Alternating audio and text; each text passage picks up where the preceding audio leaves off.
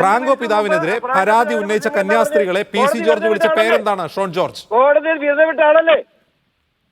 Franco പിതാവിനെ വിട്ടു, പക്ഷെ PC ജോർജ് വിളിച്ച പേരെന്താണ് ആ കന്യാസ്ത്രീകളെ? അതാണ് എന്റെ ചോദ്യം. എന്റെ ചോദ്യം അതാണ്, അല്ല ഫ്രാങ്കോ കുറ്റം ചെയ്തില്ല എന്നുള്ളതല്ല. നിങ്ങൾ ഇത് എങ്ങനെ അവതരിപ്പിച്ചേനെ?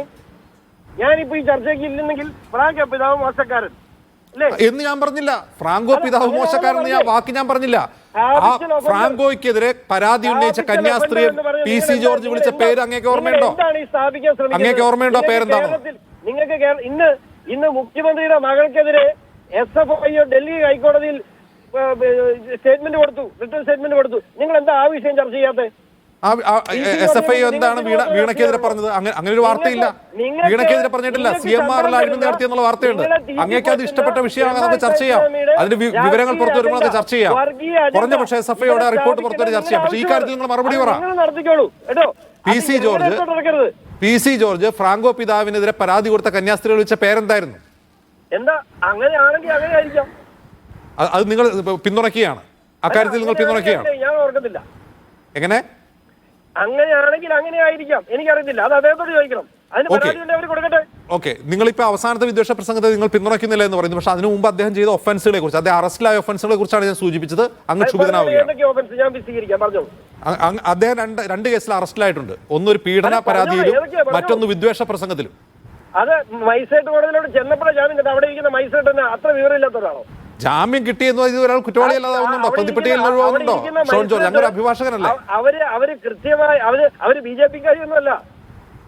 അവിടെ ഇരിക്കുന്ന മജിസ്ട്രേറ്റ് BJP-കാരിയൊന്നുമല്ല. അല്ല, ഒരു കേസ് ജാമ്യം കിട്ടി കഴിഞ്ഞാൽ അതിന് കുറ്റവിമുക്തനായെന്നാണോ? അങ്ങനെ അഭിഭാഷകനല്ലേ? ബെയിൽ എങ്ങനെ കിട്ടിയത്? ഹൈക്കോടതിക്ക് അവിടെ ഇരിക്കുന്ന ജഡ്ജിമാരൊക്കെ ബെയിൽ കിട്ടി കഴിഞ്ഞാൽ ഒരാൾ പ്രതിപട്ടികയിൽ നിന്ന് ഒഴിവാകുന്നുണ്ടോ? അയാൾ കുറ്റം ചെയ്തില്ല എന്ന് തെളിയുന്നുണ്ടോ? കിട്ടിയാൽ ഒരാൾ പ്രതിപട്ടികയിൽ നിന്ന് ഒഴിവാകുന്നുണ്ടെങ്കിലും ഒരാൾക്ക് ബെയിൽ കിട്ടണമെങ്കിൽ ഒരു കാരണം ഉണ്ടാവും. Bail is the rule, jail is exception. അങ്ങനെയാണ് രാജ്യത്തെ നിയമം, അങ്ങനെയാണ്.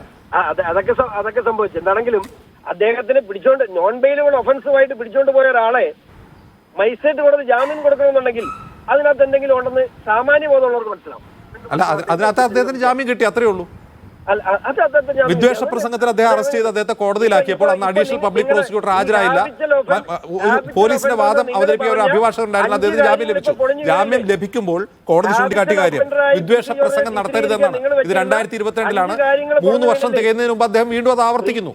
അതുകൊണ്ടാണ് ഞാൻ ഹാബിച്വൽ ഒഫൻഡർ എന്ന് പറയുന്നത്. ഞാൻ കൃത്യമായി പറഞ്ഞല്ലോ, അദ്ദേഹം പറഞ്ഞ കാര്യങ്ങൾ ഞാനല്ലല്ലോ, അദ്ദേഹം തന്നെ പിൻവലിച്ചല്ലോ. ഒരാൾ ഒരു തെറ്റ് ചെയ്ത് കഴിഞ്ഞാൽ ഒരു കാര്യം ചെയ്യും, മീഡിയ വേണം ജമാഅത്തെ ഇസ്ലാമി കൂടെ അങ്ങനെ തൂക്കിക്കൊല്ല അദ്ദേഹത്തെ. അല്ല പിന്നെ എന്ത് ചെയ്യാനാ? അല്ല, ഇത് കോടതിയൊന്നും അല്ല ഷോൺ ജോർജ്, കോടതിയൊന്നും അല്ല. ഇത് കോടതിയുമല്ല, വിദ്വേഷം പുറപ്പെടുവിക്കുന്ന ഫാക്ടറിയുമല്ല. ഞാൻ അങ്ങേലേക്ക് വരാം, അങ്ങേലേക്ക് ഞാൻ മടങ്ങി വരാം. തെറ്റ് പറ്റിയെന്ന് ബോധ്യപ്പെട്ടാൽ ക്ഷമാപണം നടത്തി. അതുകൊണ്ട് എന്താ ചെയ്യുന്നത്?